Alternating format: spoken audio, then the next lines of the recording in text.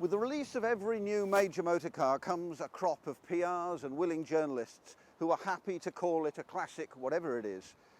History eventually proves them right or wrong, but in the meantime we're left with this borrowed aura around most of the cars that we consider desirable.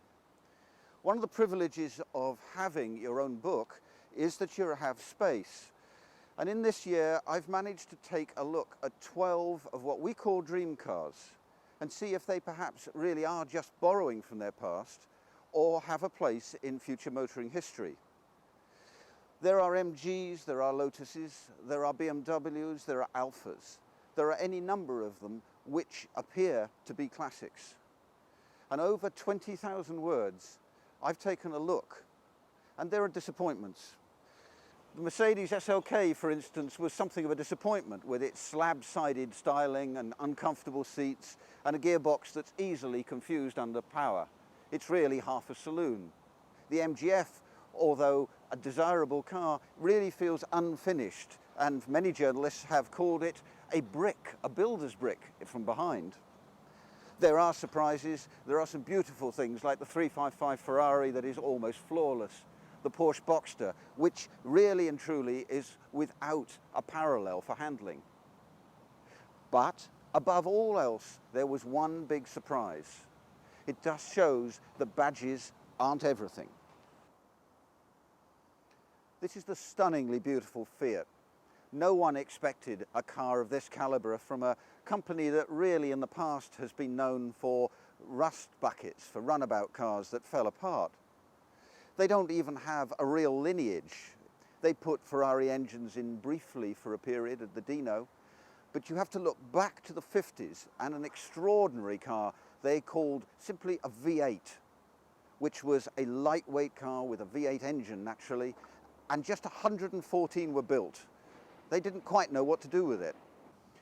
If calling a car simply a V8 in the 50s was an unromantic kind of notion, Fiat haven't really changed too much now, because although this car is a real stunner, it doesn't call it anything romantic now. It is simply a Fiat Coupe 20V turbo.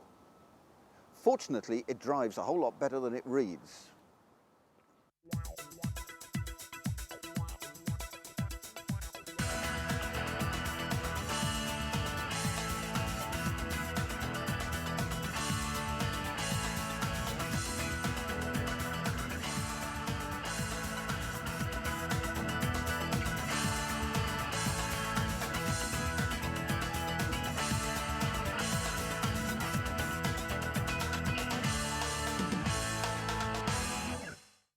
The delights aren't just on the outside of this car. The cockpit is pure pleasure. Pininfarina themselves designed the interior, and the colour coding across the dash is reminiscent of the old MGAs and Alphas, and indeed they proudly carry their name on the colour here. The controls are all very, very straightforward. There's none of these curves and high-fashioned areas where they're no use to you, they're just pretty. This is functional and it gets on with it, and so does the engine.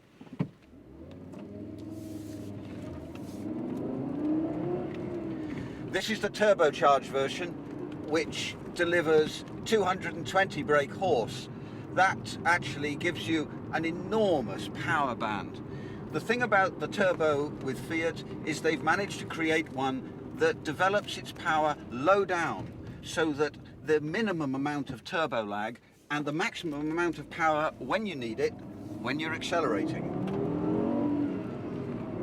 In fact, driving it is twofold. You can drive it like a madman and it will go in exactly that manner, or if you keep it in a slightly higher gear than you'd expect to, the turbo will always catch up with you, so that you can drive it in a docile manner, and then when you put your foot down, it picks up and responds. It's a very easy way of driving, particularly on motorways.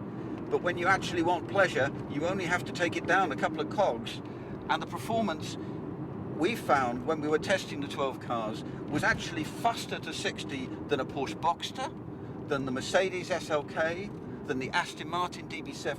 It is a real flyer. Comparing this car with some of the giants in the industry like Aston Martin and Jaguar and BMW, seems a contradiction in terms, but in fact the interior of this car will take more luggage and will more easily take the occasional passengers in the back than, say, the DB7, which is 4 times its value. Somehow Pininfarina's years of experience building cars for Ferrari has carried across to Fiat. It is indeed Pininfarina themselves, not Fiat, who build this car. It isn't actually a Fiat production. It's a Fiat design in conjunction with Pininfarina, and these gorgeous cars are actually built at that glamorous designers. However beautiful this car is, and it is beautiful, the real triumph is in the performance.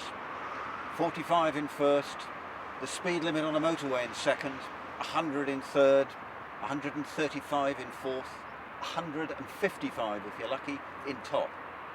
That's an astonishing figure, particularly from a Fiat. The triumph is reflected in the fact even What Car magazine has voted this coupe 2 years in a row Coupe of the Year.